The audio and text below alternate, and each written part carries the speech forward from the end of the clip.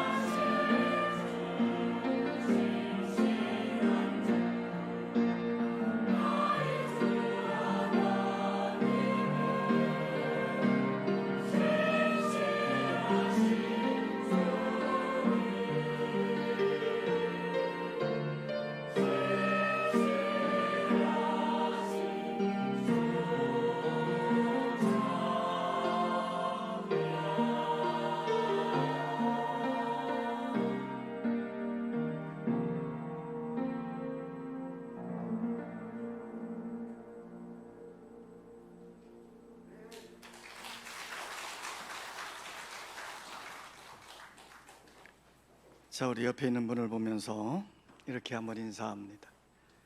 기도하면서 합시다. 자, 인사를 하라 했더니 뻣뻣이 있는 분들이 있어요. 다시 한번 진지하게 기도하며 사십시다. 우리 인생살이에는 많은 고통이 있습니다. 우리가 살고 있는 삶의 주변에 많은 문제들이 생겨지고 있죠.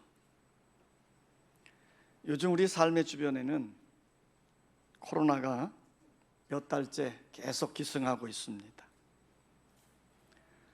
또 얼마 전에는 장마비가 쏟아져서 이곳저곳에 홍수로 인해 큰 피해들이 생겨졌습니다. 경제는 곤두박질 쳐서 마이너스 경제로 치닫고 있고, 또 요즘 부동산 문제로 갈등이 대단히 심화되고 있습니다. 그러나 이런 고통이 있고 문제가 있다 하는 것은 심한 문제가 아닙니다. 왜냐하면 우리 인생을 살고 있는 동안 문제는 항상 끊이지 않고 생겨지기 때문입니다. 그러므로 우리는 고통과 문제를 대할 때에 어떠한 태도를 가지고 있느냐, 어떤 태도를 가지고 직면해 가느냐 하는 것이 중요한 문제입니다. 그러므로 인간의 문제는 곧 인간의 태도의 문제다, 그렇게 정의해 볼 수 있습니다. 우리는 하나님을 믿는 성도들입니다. 우리 성도들은 어떠한 삶의 태도를 가지고 살아야 될까요? 오늘 읽은 본문 말씀은 세 가지의 태도를 말씀하시면서 그렇게 사는 것이 하나님의 뜻이라고 우리에게 말씀해 주고 있습니다. 항상 기뻐하라, 쉬지 말고 기도하라, 범사에 감사하라. 기쁨, 기도, 감사, 이 세 가지를 말씀하고 있는데, 이 세 가지가 주 안에 있는 성도들에게 행복하게 만들어가는 삶의 태도라는 겁니다. 그런데 우리가 기뻐하고 감사할 수 있는 삶의 태도는 우리가 기도할 때 생겨지는 거예요. 그래서 성경은 말합니다. 쉬지 말고 기도하라. 자, 여러분, 쉬지 말고 기도하라. 여러분들의 삶 속에서 쉬지 말고 기도하는 은혜로운 삶이 있기를 원합니다. 그러면 쉬지 말고 기도하라, 이 의미는 무엇일까? 우리가 쉬지 않고 기도한다고 하면 24시간 기도하라고 하는 말인데, 밤에는 잠도 자지 말고 기도만 해야 될까? 이런 의문을 가질 겁니다. 오늘 성경이 쉬지 말고 기도하라고 우리에게 당부하는 말씀의 의미가 있습니다. 그 의미는 하나님과 계속적인 교제를 가져라, 하나님과 계속적인 사귐을 가져라, 그런 뜻이에요. 오늘 우리가 하나님과 늘 교통하는 그 교제와 사귐을 갖는 사람들은 분명한 삶의 태도가 나타나게 되는데, 그것은 뭐냐면 항상 기뻐하고 쉬지 않고 기도하고 범사에 감사하는 삶의 태도를 갖게 된다는 겁니다. 오늘 여러분들이 매일같이 하나님과 친밀한 교제의 삶을 이루어가므로 행복한 믿음의 삶을 이루어 가시기를 원합니다. 쉬지 말고 기도하라, 이 말의 의미는 무엇일까? 이 말은 기도하다가 중단하지 마라, 이런 뜻이에요. 우리가 기도하다가 보면 때때로 쉬는 경우들이 많잖아요. 우리 성도들의 삶을 보면요, 기도하다가 종종 쉬는 경우들이 있습니다. 어떤 경우입니까? 어떤 사람들은 환경이 바뀔 때마다 기도를 쉬는 거예요. 날씨가 평온할 때에는 기도 생활을 열심히 잘합니다. 그러다가 날씨가 덥든지 날씨가 춥든지 비가 오든지 눈이 내리든지 그러면 또 기도를 뚝 끊어요. 남편의 승진을 앞에 두고는요, 정말 열심히 새벽 기도도 하고 기도합니다. 근데 그 남편이 승진했어요. 그 다음부터는 기도를 뚝 끊어버리는 거예요. 오늘 성경은 이렇게 얘기해요. 우리의 환경이 바뀌어진다 할지라도 우리가 하나님께 기도하는 일을 쉬지 마라. 또 어떤 교회 기도를 쉽니까? 바쁘다고 쉬는 경우들이 많아요. 기도합시다 그러면 아유 바빴어요. 우리가 사업을 처음 시작하는 경우는요, 그 사업이 잘 되기를 원해서 시간을 정해놓고 기도하고요, 목사를 찾아와서도 기도해 주십시오, 기도해 주십시오. 얼마나 매달리는지 몰라요. 그러다가 정말 그 사업이 잘 되는 겁니다. 너무 잘 되다 보니까 바쁜 거예요. 그러다 보니까 어떻게 됩니까? 기도하는 거 딱 끝내버리고 열심히 일만 하고 있어요. 오늘 성경은 이렇게 얘기해요. 우리가 바쁠수록 우리는 어떻게 해야 됩니까? 기도해야 돼요. 왜냐하면 그 바쁘게 해야 될 많은 일들을 하나님이 도와주셔야 우리는 잘할 수 있고 승리할 수 있기 때문이에요. 말틴 루터는 이런 유명한 말을 했습니다. 오늘은 할 일이 너무너무 많아서 3시간은 기도해야 되겠다. 그분은 평소에 2시간씩 기도하는 분이었는데 할 일이 너무너무 많으니까 그날은 3시간을 기도해야 되겠다고 다짐을 했다는 거예요.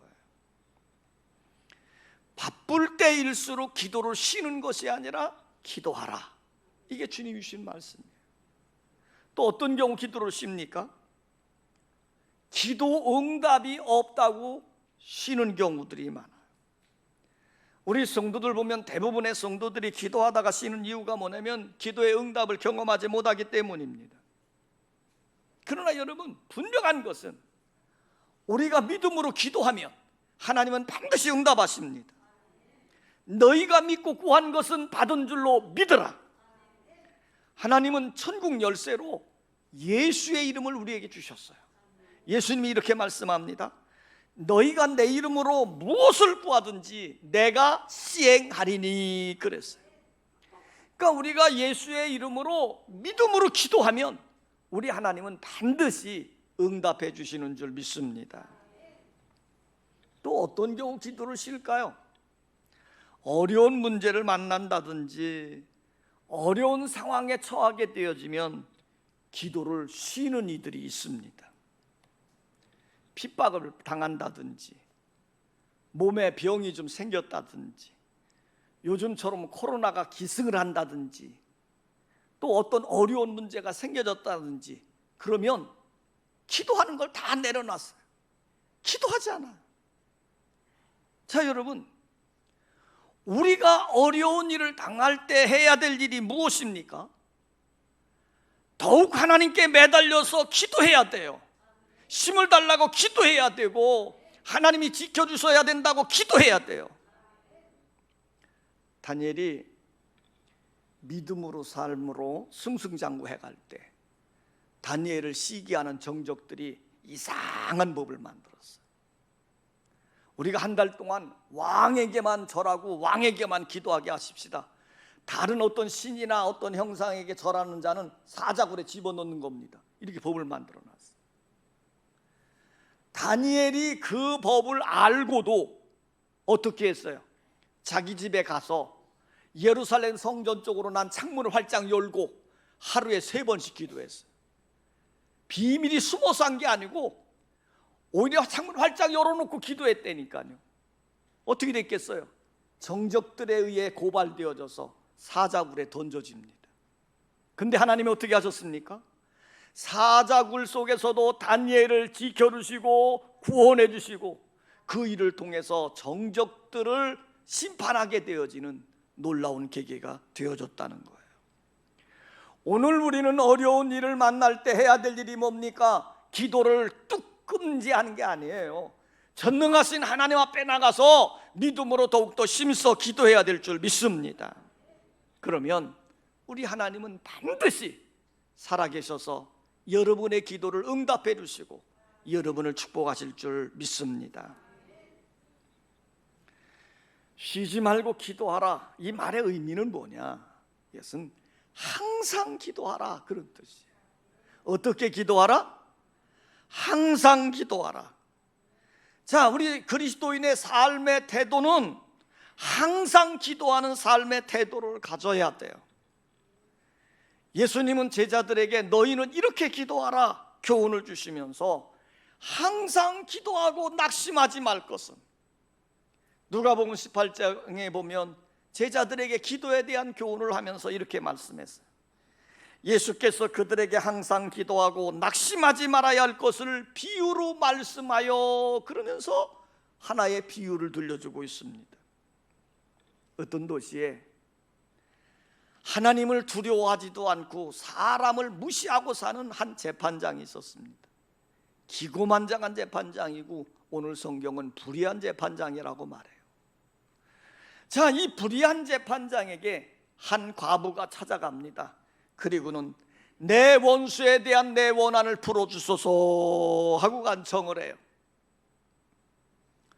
이 불의한 재판장이 그 과부의 소원을 들어줄까요? 안 들어줄까요?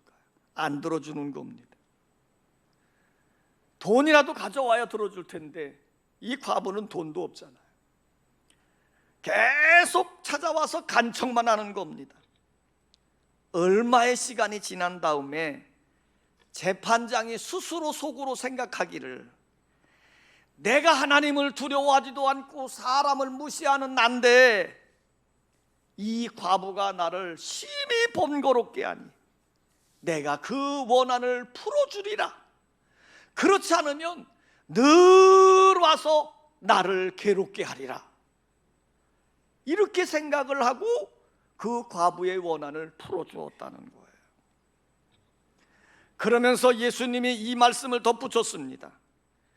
불의한 재판장이 말한 것을 들으라. 하물며 하나님께서 그 밤낮 부르짖는 택하신 자들의 원한을 풀어주시지 아니하겠느냐? 그들에게 오래 참으시겠느냐? 내가 너희에게 이르노니 속히 그 원한을 풀어주시리라 그랬어요.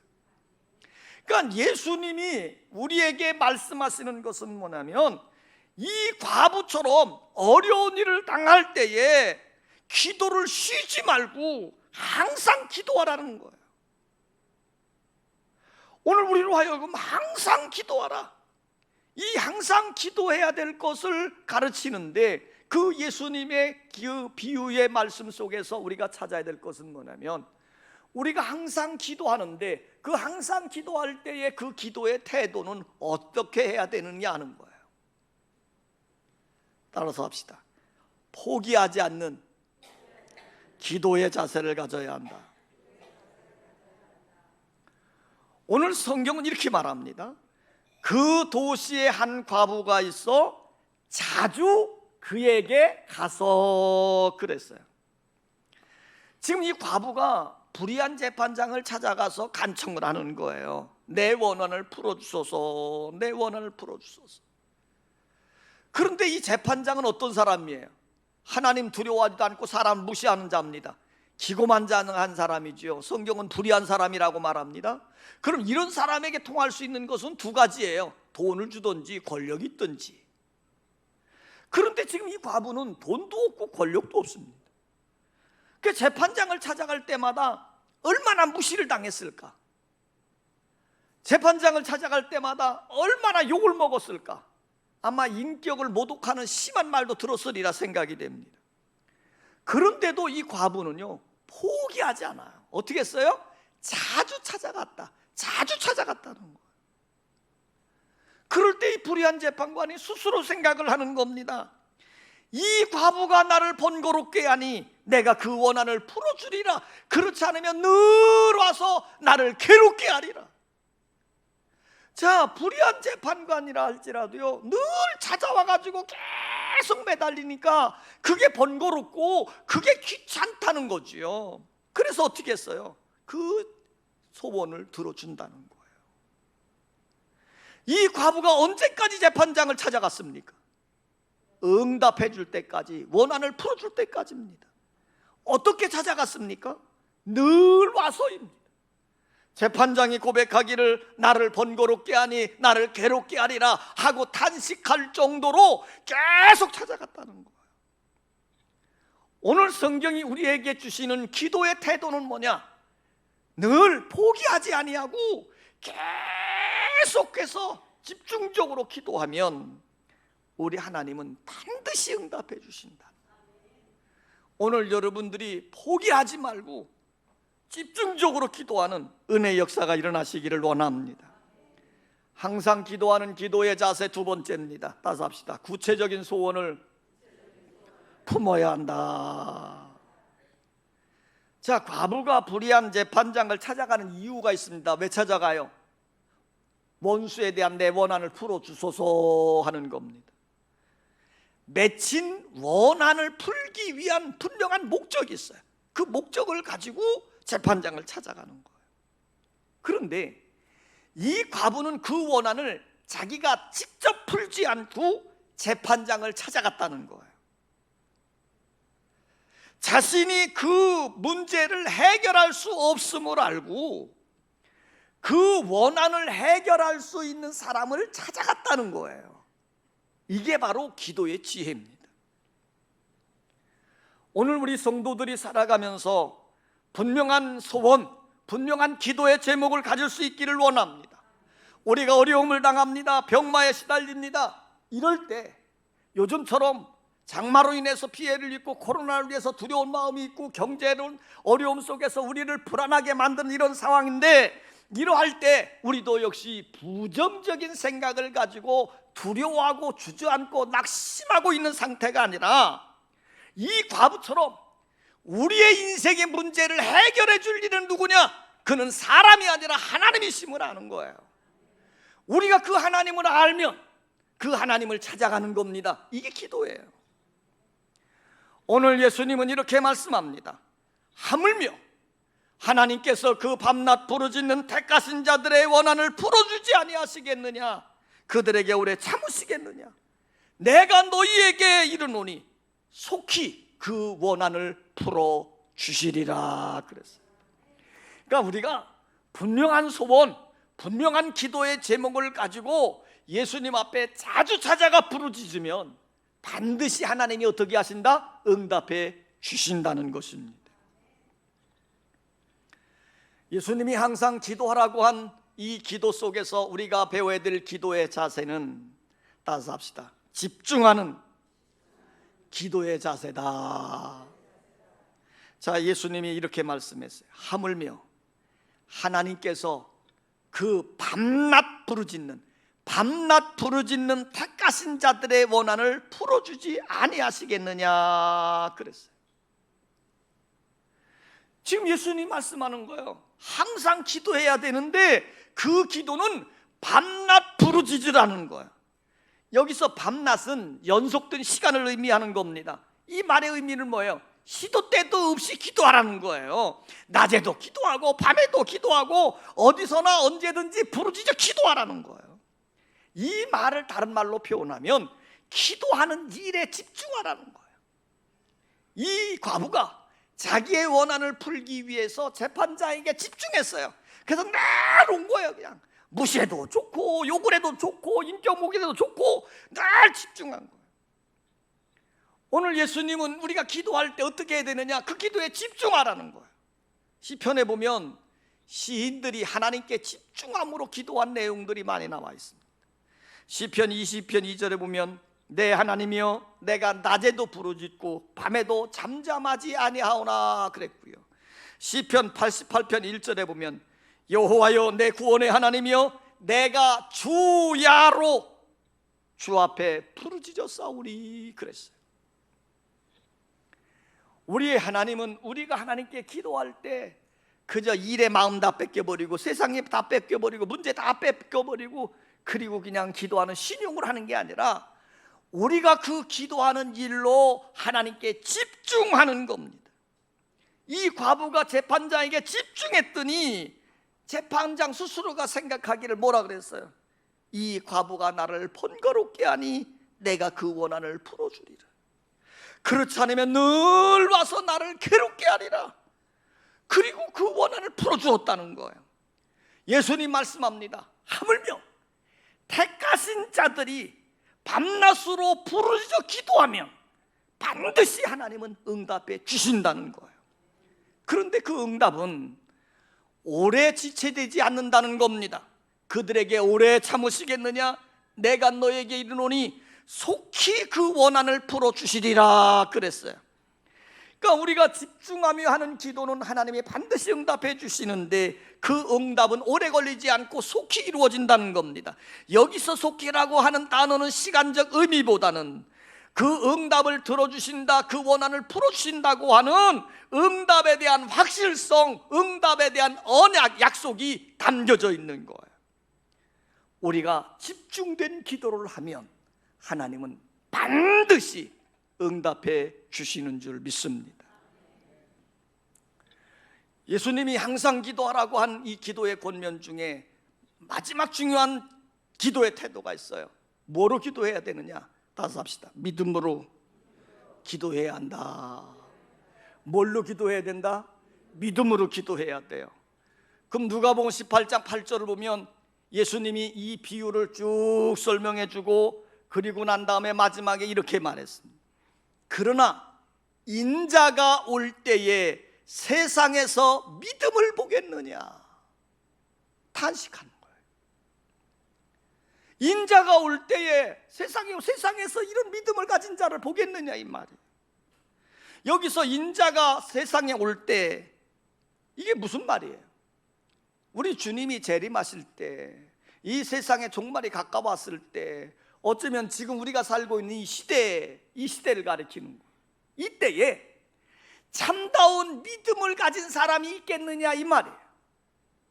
더 구체적으로 말씀을 드리면 이 과부가 불의한 재판장을 찾아가서 집중된 마음으로 부르짖어 기도하는 것처럼 우리가 하나님을 향한 믿음을 가지고 그렇게 부르짖어 기도하는 사람이 있겠느냐 이 말이에요. 오늘 여러분, 이 말을 우리는 심각하게 받아들여야 됩니다. 지금 우리에게 문제가 있는 것은, 우리에게 해결이 되지 않는 것은 우리가 이렇게 기도하지 못하고 있기 때문이라는 거예요. 우리가 믿음으로 기도하면 우리 하나님은 반드시 응답하시는 것입니다.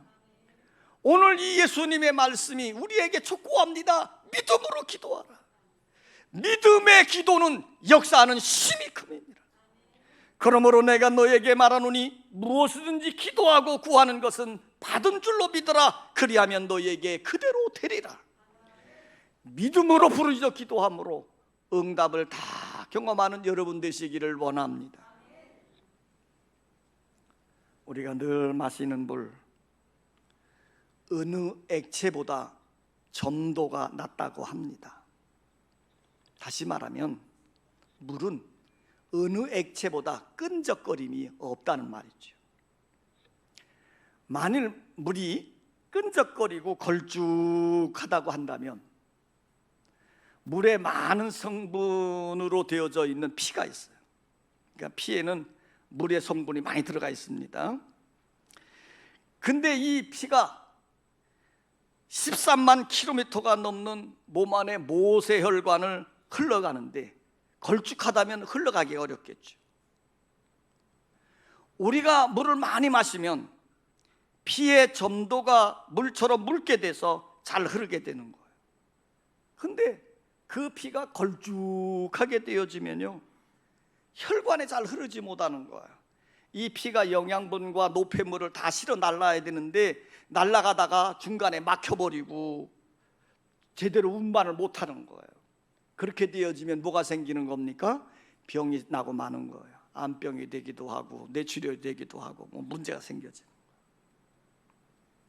이것은 기도의 원리와도 같습니다.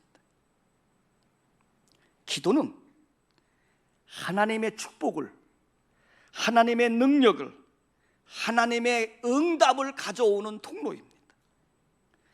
어떤 이유로든지 기도의 통로가 막혀서는 아니 됩니다. 상한 감정이 기도를 막을 수도 있고요, 누구와 다툰 남은 감정의 찌꺼기가 기도를 막을 수도 있고, 숨겨둔 죄가 기도를 막을 수도 있고, 여러 가지 문제와 고통이 기도를 막을 수도 있어요. 그러나 어떠한 이유로든지 기도가 막히면 영혼의 삶, 인생의 영적 삶에 큰 문제가 터져버리는 거예요. 기도는 심각하고 힘든 문제를 풀어주는 최선의 방법입니다. 기도는 하나님의 손을 움직이는 능력입니다. 기도할 때 응답되어지고요, 기도할 때 말씀을 주시고요, 기도할 때 세임을 주시고요, 기도할 때 치료하는 역사가 일어나고요, 기도할 때 성령을 부어주시는 것입니다. 그러므로 바울은 말합니다. 쉬지 말고 기도하라. 예수님은 우리에게 이렇게 당부합니다. 항상 기도하고 낙심하지 마라. 믿음으로 힘써 기도함으로 응답을 얻고 승리의 삶을 살아가시기를 주의 이름으로 축원합니다. 아버지 하나님, 우리는 살면서 많은 문제 때문에 아우성을 치고 때로는 원망도 하고 때로는 남을 탓하기도 합니다. 오늘 성경은 하나님의 자녀들에게 이렇게 권면합니다. 항상 기뻐하라. 쉬지 말고 기도하라. 범사에 감사하라. 우리가 살고 있는 삶의 환경을 바꿀 수 있는 것은 우리의 인간의 노력이고 인간의 수단이 아니라 하나님이 해 주셔야 되는 것입니다. 그러므로 우리는 하나님이 우리의 삶 가운데 개입하셔서 역사하기 위해 우리는 부르짖어 기도해야 됩니다. 쉬지 말고 기도해야 됩니다. 그럴 때 하나님은 우리를 축복해 주시고 우리를 만드셔서 고쳐주시고 우리의 길을 여사 형통케 하실 줄 믿습니다. 쉬지 말고 기도하라. 이 말씀을 붙들고 믿음으로 살게 하여 주시옵소서. 예수님의 이름으로 기도하옵나이다. 아멘.